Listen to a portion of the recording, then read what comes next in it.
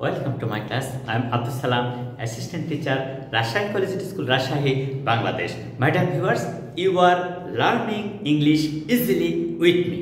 আজকে আমরা যে বিষয়টা নিয়ে আলোচনা করব অত্যন্ত ইম্পর্টেন্ট, তা হচ্ছে যে আমরা তো রাইট ফর্ম অফ ভার্বস কয়েকদিন শিখলাম, তাই না? কিন্তু কোন ক্ষেত্রে ব্যবহার করা যায় সেটি কিন্তু জানা প্রয়োজন। আমরা আজকে ওই right form of verbs and its importance নিয়ে কথা বলবো। তাহলে কি আজকের বিষয়টা হচ্ছে দ্য ইম্পর্টেন্স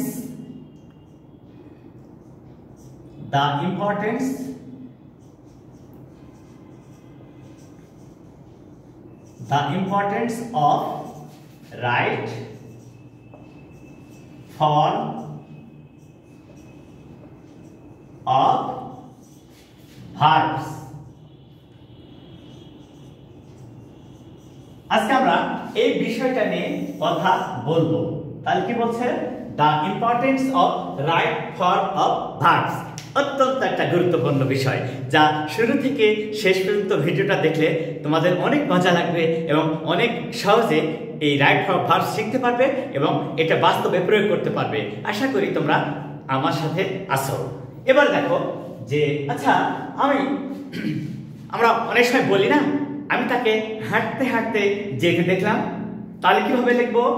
দেখো তো, I saw him walking away। আচ্ছা দেখো তো, রাইট ফর্ম ভার্বটা কি বলছে? Subject plus finite verb plus object plus verb plus ING plus extension. আচ্ছা, এই স্ট্রাকচারটা কি বলছে আসলে সেটা দেখি। Subject plus verb plus object অথবা এক্সটেনশন।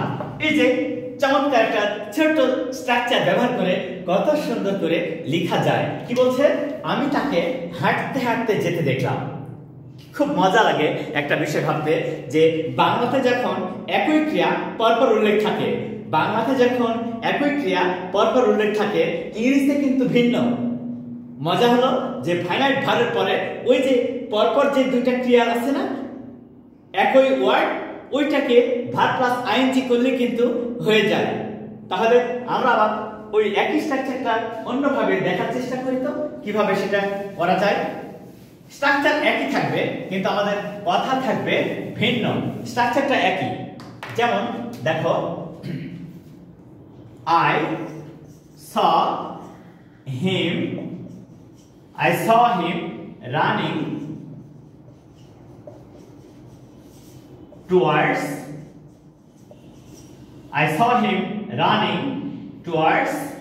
school। আমি তাকে দৌড়াতে দৌড়াতে স্কুলের দিকে যেতে দেখলাম। I saw him running towards school। আমি তাকে দেখলাম দৌড়িয়ে স্কুলের দিকে যাচ্ছে। কোথায়? স্কুলের দিকে যাচ্ছে। কিভাবে? দৌড়িয়ে। তাহলে এই দৌড়াতে দৌড়াতে, আমি তাকে দৌড়াতে দৌড়াতে স্কুলের দিকে যেতে দেখলাম। খুব মজা লাগে যে বাংলাতে যখন মূল ভার্বের পরে, মূল ক্রিয়ার পরে আরেকটা ভার্ব পরপর দুইবার উল্লেখ থাকে, ইংরেজি করার সময় খুবই সহজে করা যায়। সেটা কি? তারপরে ভার্ব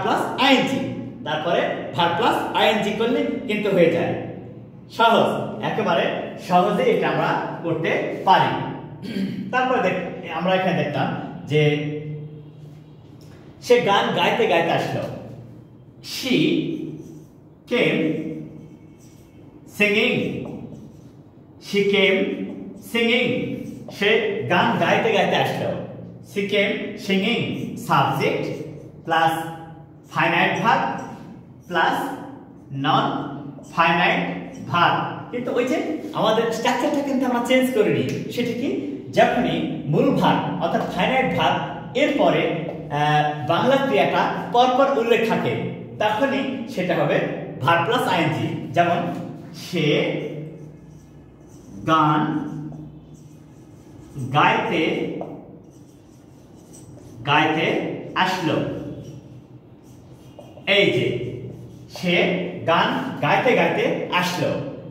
তাহলে আমরা এই যে গাইতে গাইতে, দৌড়াতে দৌড়াতে, হাঁটতে হাঁটতে, খুব মজা লাগে সব। হ্যাঁ, এমনি যখন বাংলা থাকে তখন ওই ভার্বটা দুইবার হচ্ছে, গাইতে গাইতে, দৌড়াতে দৌড়াতে, হাঁটতে হাঁটতে, কিন্তু ইংরেজিতে শুধুমাত্র ভার্ব প্লাস আইএনজি করলে সেটা হয়ে যাচ্ছে। ইংরেজিতে শুধুমাত্র ভার্ব প্লাস আইএনজি করলে সেটা কিন্তু চমৎকারভাবে আমরা লিখতে পারছি। আশা করি তোমরা এই স্ট্রাকচার নেওয়ার কোনো সমস্যায় বোধ করবে না। আচ্ছা, এবারে আরেকটা বিষয়ে আমরা কাজ করবো, সেটা খুবই ইম্পর্টেন্ট। অনেক সময় যখন কনজাংশন যুক্ত থাকে, তখন ওই সেন্টেন্সটা কিভাবে আমরা লিখবো, কনজাংশন এর উপর ভিত্তি করে কিভাবে চমৎকারভাবে তুলে ধরবো, সেইটা নিয়ে এখন কাজ করছি। দেখো, এখানে খেয়াল করো তো যে he said that he meet you next day. He said that he meet you next day. আচ্ছা, আমরা কিন্তু বারবার একটা কথা বলে এসেছি, সেটা কি যে যখনই দেখবো যে কনজাংশন আছে, কনজাংশনের উভয় পাশে ক্লজ, এইটা একটা ক্লজ, এইটা আরেকটা ক্লজ, আমরা কিন্তু একটা বিষয় সবসময় বলে আসি যে একটি কমপ্লেক্স বা কম্পাউন্ড সেন্টেন্সের একটি ক্লজ যদি পাস্ট টেন্স হয়, অন্যটাও পাস্ট টেন্স হবে। আবার একটি ক্লজ যদি প্রেজেন্ট বা ফিউচার টেন্স হয়, তাহলে অন্য ক্লজটাও প্রেজেন্ট বা ফিউচার টেন্স হবে। কিন্তু এটা কি হলো, সেড, এটা কিন্তু পাস্ট টেন্স, এই যে সেড, এটা হচ্ছে পাস্ট টেন্স, আর নেক্সট ডে এটা ফিউচার টেন্স। তাহলে কি একই সেন্টেন্সে পাস্ট এবং ফিউচার হবে? Never. We can't think it, because if the main clause will be past tense, the next clause would be past tense also. But how can we make it? It's too much easy and simple. That is, এটা হবে future in the past. এটা হবে future in the past. অর্থাৎ সাবজেক্টের পরে বসবে would, could, might. তাহলে কি হলো? He would. এই যে would, তাহলে এটা হচ্ছে ফিউচার ইন দি পাস্ট, না পাস্ট টেন্স না ফিউচার টেন্স। তাহলে কি এই নেক্সট ডে, তাহলে আমরা এখানে শিখবোটা কি আসলে, সেন্টেন্সে দ্যাট দ্বারা যুক্ত থাকলে দুটি ক্লজ, প্রথম ক্লজ যদি পাস্ট টেন্স হয়, এই প্রথম ক্লজটা যদি পাস্ট টেন্স হয়, তাহলে এই দ্বিতীয় ক্লজে যদি ফিউচার ইন্ডিকেটিং অ্যাডভার্ব থাকে, সেগুলো কি tomorrow, next day, next year, next month, next week, all the adverbs which will indicate the past action, then it will be changed into future in the past. অর্থাৎ সাবজেক্টের পরে বসবে would, could, might, সাবজেক্টের পরে কি বসবে would, could, might। তাহলে আমরা সহজে শিখলাম কি যে দ্যাট দ্বারা যখন দুটি ক্লজ যুক্ত হবে, দ্যাটের পূর্বে যদি পাস্ট টেন্স থাকে এবং পরেরটা যদি ফিউচার টেন্স থাকে, তাহলে সেটা হবে ফিউচার ইন দি পাস্ট, তাহলে সেটা হবে ফিউচার ইন দি পাস্ট। যেমন আরেকটা উদাহরণ দেখি, যেমন she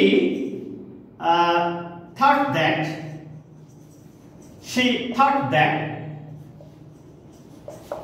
she would sing a song tomorrow. এবারে খেয়াল করে দেখো, একই স্ট্রাকচার, এই যে টুমরো, এটা হচ্ছে ফিউচার টেন্স, থট এটা হচ্ছে পাস্ট টেন্স। তাহলে থট আর টুমরো দুই রকম হয়ে গেল, পাস্ট টেন্স এবং ফিউচার টেন্স। তাহলে আমরা এখানে আবার চলে যাব, সেটা কি হবে, এই যে উড হয়ে গেল, সেটা কি হলো উড। তাহলে আমরা কি শিখলাম, এখানে আবারও বলছি, সেন্টেন্সে যদি প্রথম ক্লজটা পাস্ট টেন্স হয় এবং দ্বিতীয় ক্লজটা next day, next week, next month, next year, tomorrow, all future indicating adverbs will take the second clause into future in the past. অর্থাৎ যখনই দেখবো যে প্রথম ক্লজ পাস্ট টেন্স, পরেরটা ফিউচার টেন্স, তখন দ্বিতীয় ক্লজটা হবে ফিউচার ইন দি পাস্ট। অর্থাৎ দ্বিতীয় ক্লজের এই যে সাবজেক্ট, এরপরে উড, কুড, মাইট, ওই সাবজেক্টের পরে কি বসবে উড, কুড, মাইট। এইটা একটা স্ট্রাকচার হলো, খুবই ইজি এবং সিম্পল। এরপরে কিন্তু আমরা আরেকটা স্ট্রাকচারে যাচ্ছি, একই ধরনের সেন্টেন্স স্ট্রাকচার কিন্তু অনেক পার্থক্য, which is very very important.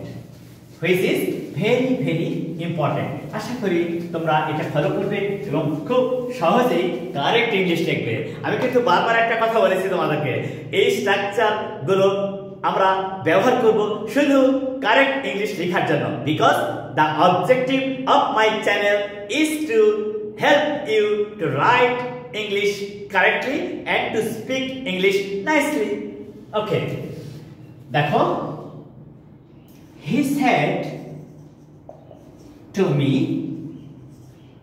that he finished. He said to me that he finished his work last night. এই যে এখানে বলছে last night past tense, said এটাও কিন্তু past tense। দেখো কত ইন্টারেস্টিং ম্যাটারটা। আগেরটাও সেন্টেন্স স্ট্রাকচার কেমন ছিল, এই একই সেন্টেন্স স্ট্রাকচার, এটা ছিল পাস্ট, এটা দ্যাট কনজাংশন ছিল, পরেরটা ছিল ফিউচার টেন্স। কিন্তু এখানে কিন্তু আমরা একটু চেঞ্জ করলাম, সেটা কি পরেরটা পাস্ট টেন্স করলাম, সেটা কি লাস্ট নাইট। কি কি থাকতে পারে, yesterday, last night, last week, last month, last year, ago, long since, before. All these will indicate past action. So আমরা এখানে শিখব যখন এই that দ্বারা দুটো অতীতকাল যুক্ত হবে তখন দ্বিতীয় ক্লজটা হবে past perfect।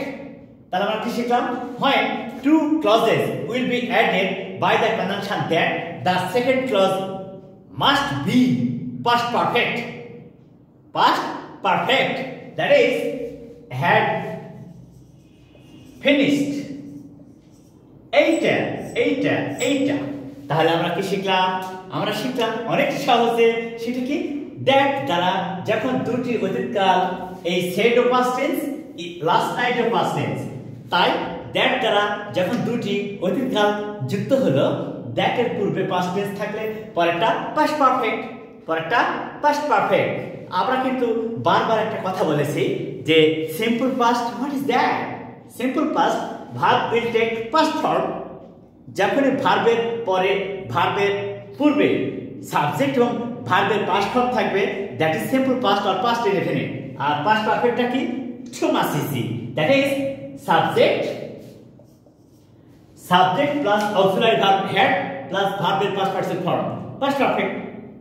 Subject plus had plus ভার্বের পাস্ট পার্টিসিপল ফর্ম, তাহলে হয়ে গেল পাস্ট পারফেক্ট। আশা করি তোমাদের এই সিম্পল পাস্ট এবং পাস্ট পারফেক্ট নিয়ে আর কোনো সমস্যা থাকবে না। আরেকটা উদাহরণ দিই, কেমন হয় সেটা দেখো তো। She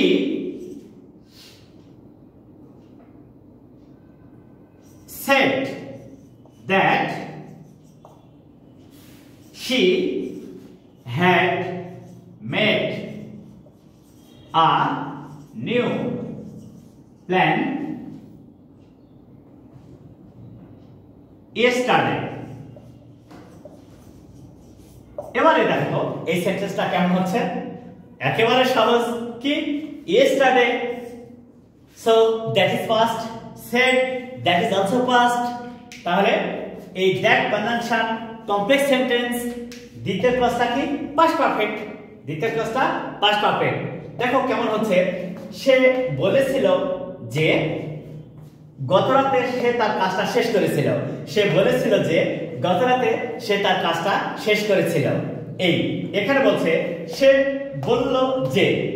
বলল যে গতকাল সে নতুন একটা বুদ্ধি এঁটেছিল। তাহলে আমরা কত চমৎকার করে এই স্ট্রাকচারগুলো ব্যবহার করে সুন্দর করে সেন্টেন্স লিখতে পারছি। তাই বলা হচ্ছে the importance of right form of verbs, অর্থাৎ রাইট ফর্ম অফ ভার্বস এর গুরুত্ব অনেক। রাইট ফর্ম অফ ভার্বস সঠিকভাবে না জানলে কখনো ভালো সেন্টেন্স লেখা সম্ভব নয়। তাই আমরা রাইট ফর্ম অফ ভার্বস নিয়ে কাজ করছি এবং আশা করি আজকের আলোচনার পরে রাইট ফর্ম অফ ভার্বস নিয়ে তোমাদের আর কোনো সমস্যা থাকবে না। তাই আমরা চেষ্টা করব আরো অনেক চমৎকার করে কিভাবে রাইট ফর্ম অফ ভার্বস লেখা যায় এবং শেখা যায়। আচ্ছা, আমি যে কাজটা করি তাই না? আমি যে কাজটা করি তার তো একটা উদ্দেশ্য আছে, উদ্দেশ্য ছাড়া কোনো মানুষ কখনো কোনো কাজ করে না। তাহলে এই যে তুমি যে কাজ করো সেই কাজটার যে তুমি উদ্দেশ্য প্রকাশ করবে, উদ্দেশ্য নিয়ে যে কাজটা করো তার প্রমাণ দেখাও কেমন সেটা। যেমন দেখো, হি bought a novel, he bought a novel to read for pleasure. দেখো মজা কেমন, subject, finite verb, object, non finite verb, for pleasure, extension. আচ্ছা, একটা মজার ব্যাপার খেয়াল করে দেখো তো। আচ্ছা, তুমি যে কাজ করো তা তোমার কাজের একটা উদ্দেশ্য নেই? অবশ্যই তোমার কাজের উদ্দেশ্য আছে। এই যে তোমার কাজের যে উদ্দেশ্য আছে তাহলে টু প্লাস ভার্ব, ইংরেজিতে যখন আমরা লিখবো তখন হবে টু প্লাস ভার্ব, আর জন্য বা কারণে তখন ফর প্লাস নাউন। তাহলে কি উদ্দেশ্য বোঝালে, উদ্দেশ্য বোঝালে ইংরেজিতে টু প্লাস ভার্ব হয়, টু প্লাস ভার্ব হয়। আর জন্য বা কারণে বোঝালে, জন্য বা কারণে বোঝালে ফর প্লাস নাউন অথবা for plus verb plus ING, verb plus ING হয়। দেখো তো কত সহজ। তাহলে আমরা কি শিখলাম এখানে? আমরা এখানে শিখলাম যে কত সহজে করা যায়। উদ্দেশ্য বোঝালে ইংরেজিতে টু প্লাস ভার্ব হয়, আর জন্য কারণে, জন্য অথবা কারণে বোঝালে ফর প্লাস নাউন অথবা for plus verb plus ING হয়। আমরা কত সহজে এই বিষয়টা লিখতে পারছি এবং বলতে পারছি। আশা করি তোমাদের এই ধরনের সেন্টেন্স নেওয়ার কোনো সমস্যা থাকবে না। আচ্ছা, এই স্ট্রাকচারটাকে আমরা আরেকটু চেঞ্জ করে দেখি। এই স্ট্রাকচারটা ব্যবহার করে অন্য ধরনের সেন্টেন্স কিভাবে লেখা যায় সেটা একটু লিখি। দেখো তো, she went out for taking exercise. আচ্ছা, এটা দেখো তো, for taking exercise, K? Say, subject, went finite verb, out for taking exercise সবটাই কিন্তু এক্সটেনশন। এই সবটাই হচ্ছে এক্সটেনশন। তাহলে এই যে সে বাইরে গিয়েছিল কেন? ফর টেকিং এক্সারসাইজ, জন্য বা কারণে, ফর টেকিং এক্সারসাইজ। তাহলে আমরা কি শিখলাম? খুব মজা। সেটা হলো কি, আচ্ছা তুমি বাজারে গিয়েছিলে, you went to market, why? For buying things. You went to market, why? For buying things. You went to college, তুমি কলেজে গিয়েছিলে, why? For attending the classes. You went to school, তুমি স্কুলে গিয়েছিলে, why? For attending the classes. You went to school, why? To meet your friends, to meet your friends. তাহলে এই যে two plus verb. আচ্ছা, সবচেয়ে বড় কথা কি, সেটা হলো কি, কোনো কারণ ছাড়া বা কোনো উদ্দেশ্য ছাড়া যে কাজ করে সে কিন্তু মেন্টালি সেট নয়। But I know all of my viewers are intelligent and careful, active and meritorious. They do everything with purpose. They do everything with sensible reason.